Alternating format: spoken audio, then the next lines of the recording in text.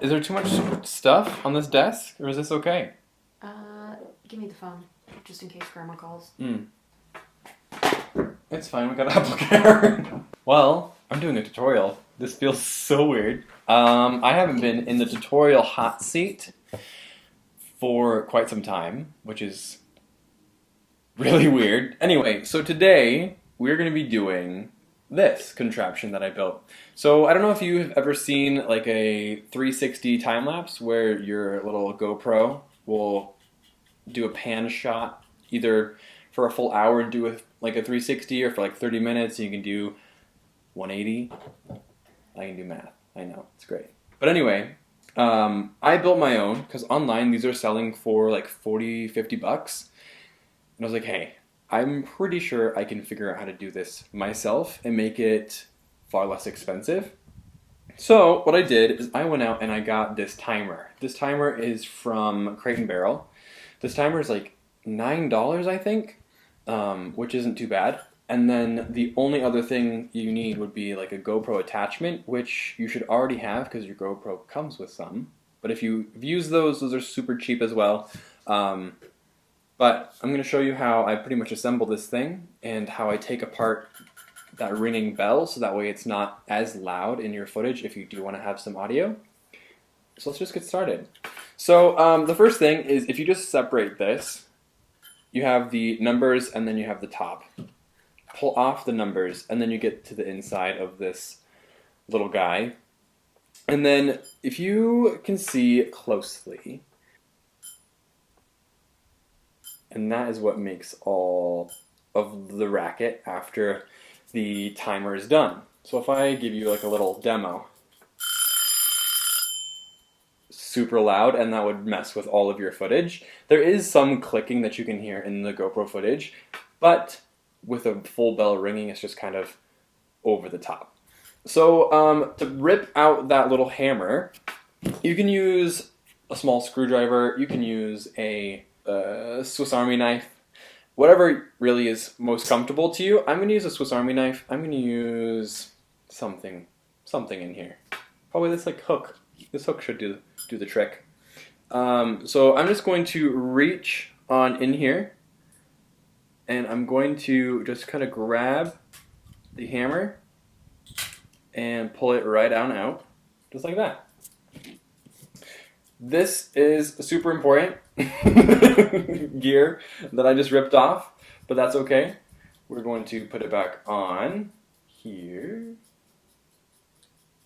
And so after you've broken off this little arm with the little metal piece that rings the bell, you're pretty much done with the internal bits. So the top of the little bell, the timer, goes back on. We'll put the numbers in a second, but you rotate this, and then pretty much it's going to turn as time goes by, all the way back, and then it's a completely silent end to the timer, which is really, really nice. The trick is putting the numbers back in the right direction, so that way when you are setting your timer, you kind of know how long the exposure, not really the exposure, but how long your video is going to be. And now, as time goes on, you can see the countdown all the way back around from a full hour.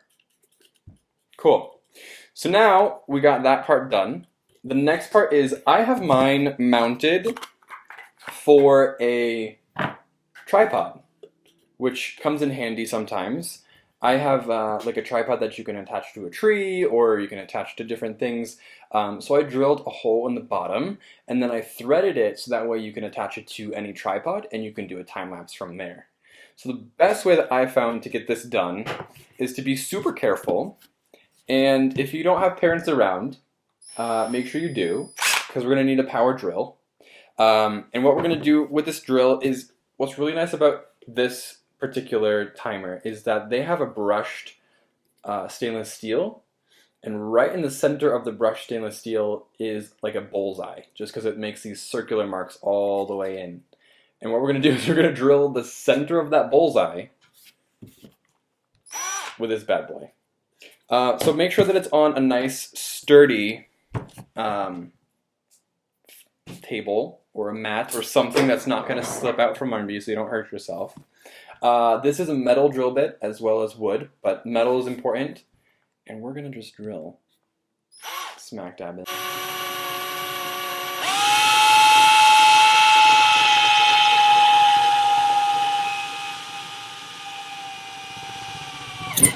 Yes. So now, screwdriver, screw, hole. So this doesn't have to go in all the way. You just want to make sure that it's nice and straight as you put it in. Kind of move it back and forth just a couple times because you want to really get those grooves put in place. Pull that out. You're going to peel off the adhesive of your GoPro mount. And you're going to have to cover some of the number. I've made sure that it lined up perfectly with the outer edge of the egg timer down here.